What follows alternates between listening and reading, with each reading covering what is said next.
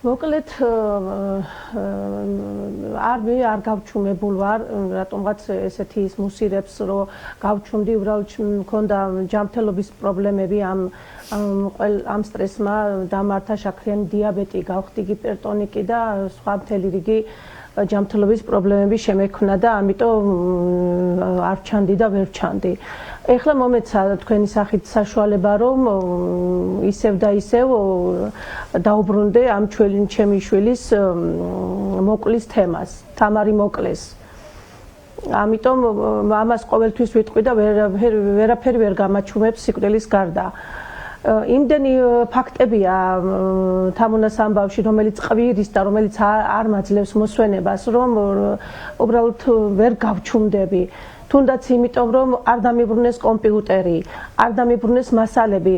კარგი, მე არ მომწონდა ამათი გამოძიება და არ მომეწონა ამათი გამოძიება.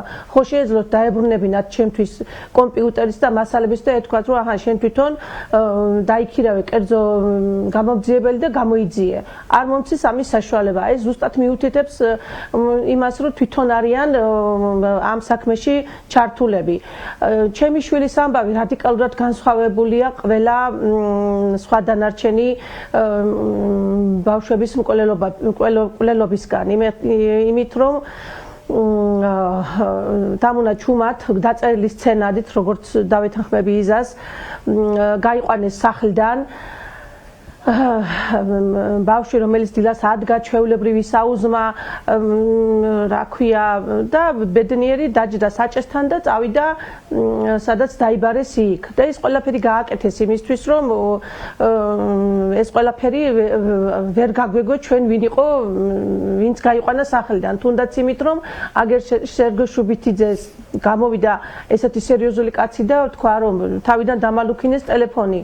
რატო დაჭირდათ ტელეფონის გახსნა და თავიდან დალუქვა? თუ კი რა ქვია, არაფერთან არ გქონდა საქმე და დამკვეთებთან ელემენტარულად.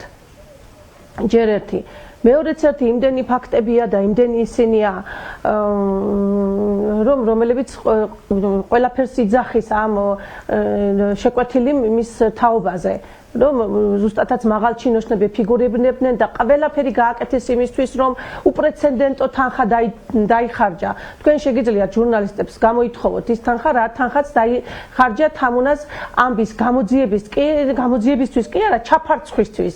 ჩაფარცხვისთვის მე მაქვს ფაქტები, რომ დადიოდნენ თუნდაც იმ თეთრ წყაროში, თვითონ ეს აფციაური და კარდაკარ ყველას ზოგს აფრთხილებდა, ზოგს აშინებდა, ზოგს გთამავდა, რომ არაფერი წამოწდენოდათ.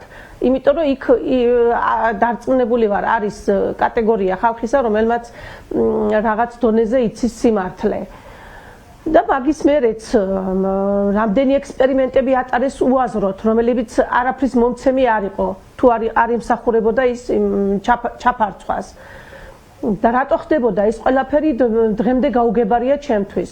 ამიტომ მე შეუერთდები იზას იმას, რა ქვია, პროტესტს და ვიმოქმედებ იზასთან ერთად.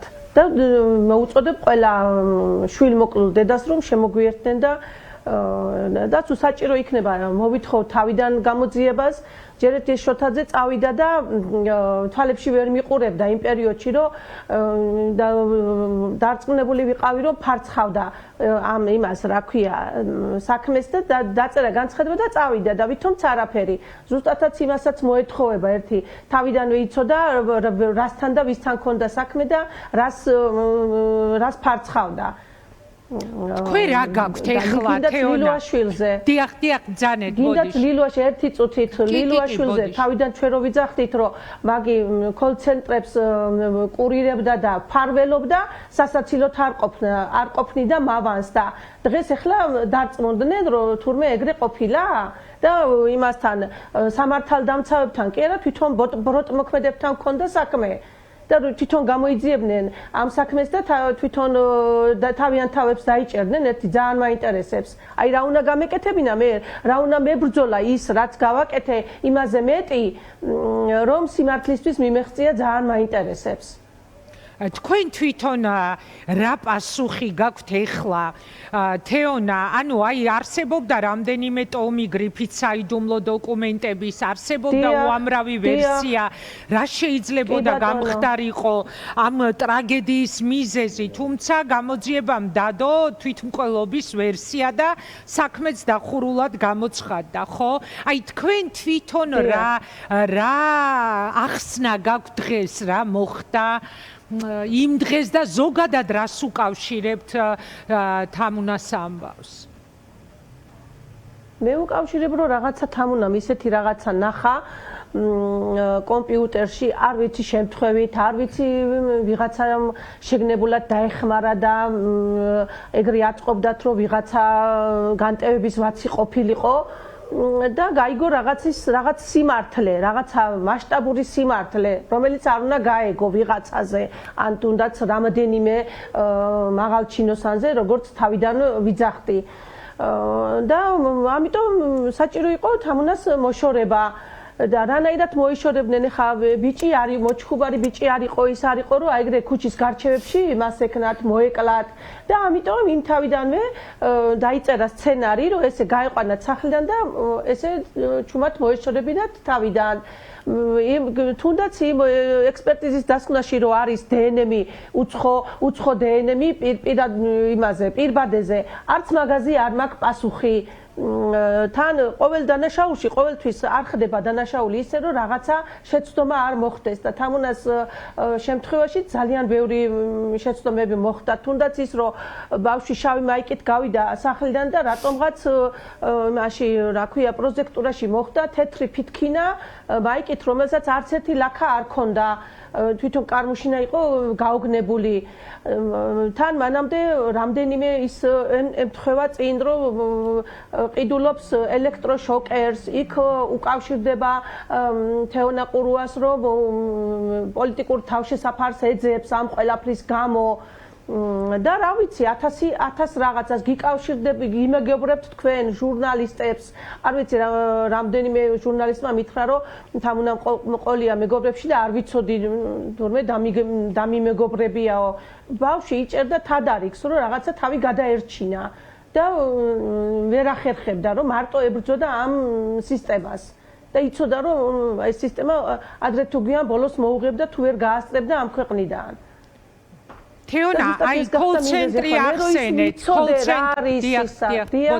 კოლცენტრი ახსენეთ თქვენ და ანუ რადგან თამუნა იყო პროგრამისტი და თქვენ საუბრობთ იმაზე რომ სავარაუდოდ შესაძლებელია მან რაღაც დიდი სქემის შესახებ მიიღო ინფორმაცია თუ გაეცნო ინფორმაციას, ფიქრობთ თქვენთვის რომ შესაძლებელია ამას უკავშირდებოდეს რაღაც კოლცენტრი, მაშინ სხვათა შორის აი როცა კოლცენტრებზე მაშინ თამუნას დღეებში როცა ჩვენ გვიწევდა საუბარი, თითქოს ჯერ კიდევ ბევრ ადამიანს ამ ქვეყანაში გაცნობიერებული არ ქონდა რა არის ეს კოლცენტრები, რა იყო.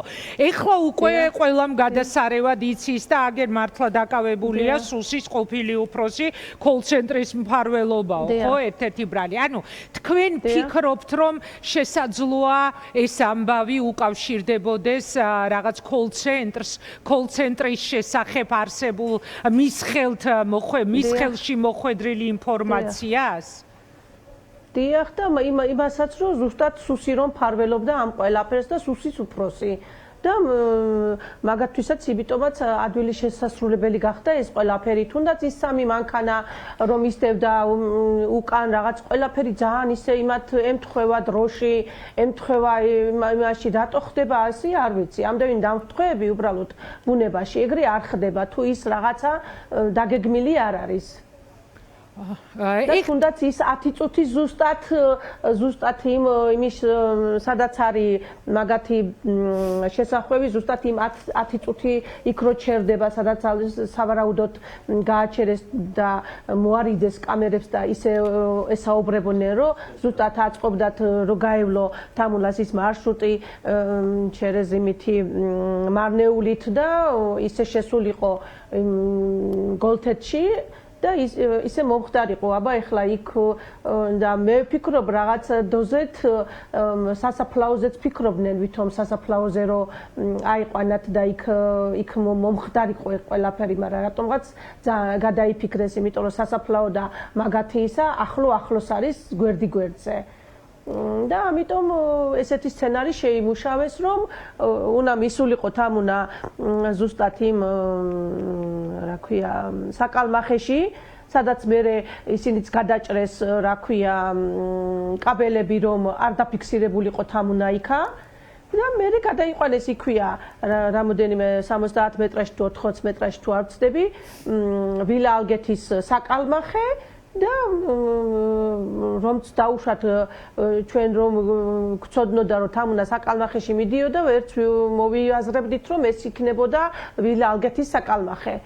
და იქ კიდე ამით დაიზღებდნენ თავს, რომ აი კამერები გადაჭრილია და იმას რა ქვია ვერ ვიპოვიდით იქ თამუნას.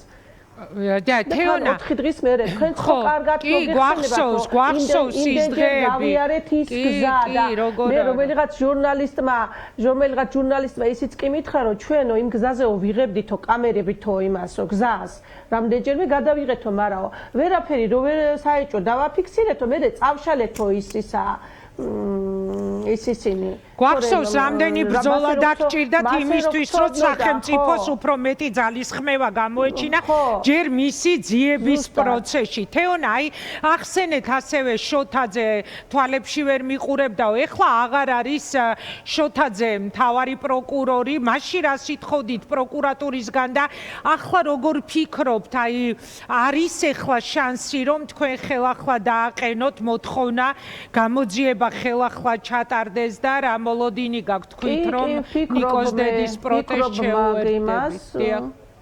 კი ბატონო, ფიქრობ მე ისე სამართლებრივათაც ვცდილობ, ვეცდები რომ თავიდან შევიტანოს არჩელი პროკურატურაში, რომ თავიდან იქნეს გამოძიებული და მაინტერესებს საბათი რეაქცია და თუ არ გამოიძიებე კიდე მასალები მაინც დაბიბრუნოთ, თუ არა და ყველა ვარიანტში შეუერთდები ქალბატონი იზას აქციას.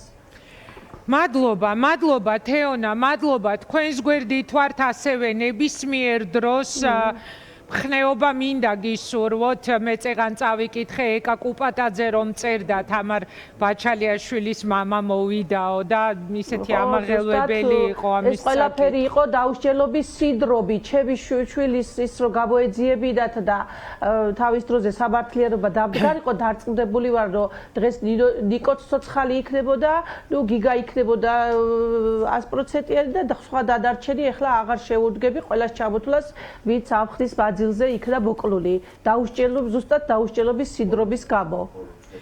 მადლობა და ნეპოტიზმის გამო. მადლობა, თქვენს გვერდით გვიგულეთ, თქვენს გვერდით იცოდეთ რომ ვართ ყოველთვის მზად ვართ თქვენთვის პირდაპირი ეთერი გახსნით. მე სიკვდილამდე ვიბრძოლებ, ისე რომ ნურავის ნუ ექნება იმის განცდა რომ ოდესმე გამაჩუბებენ და რამე ამ დაგვარი. მადლობა, დაგემშვიდობები თეონა თამაზაშვილი. მადლობა თქვენ.